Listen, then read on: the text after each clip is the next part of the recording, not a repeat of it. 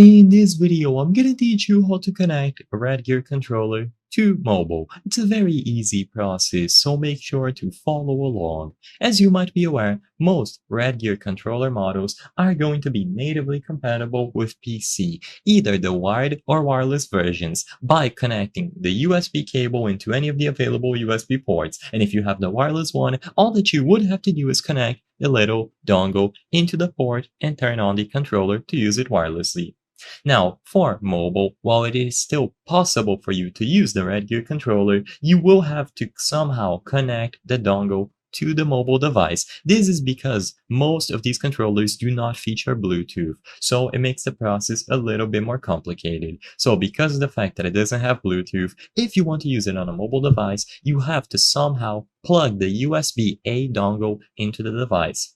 Assuming that your mobile device has a USB-C port, you just have to use one of these adapters here. So you would be able to plug the little USB-A dongle into this adapter and then plug the adapter with the dongle into the mobile device. And then after you turn on the controller and you hold the home button for 5 to 10 seconds, the mode switch is going to happen and you should now be able to use the wireless controller with the mobile device. Of course, assuming that you have a wireless one, this is all you have to do. And if you have a wired controller, you can still use the adapter, but this process might differ when you connect the wired controller with the adapter to the mobile device.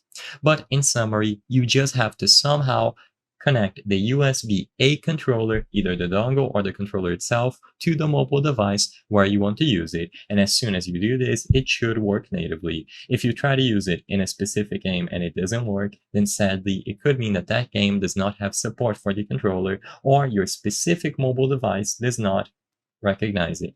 I hope I was able to help you on how to connect the Redgear controller to mobile. If this video helped you, please be sure to leave a like and subscribe for more very easy tips. Thank you for watching.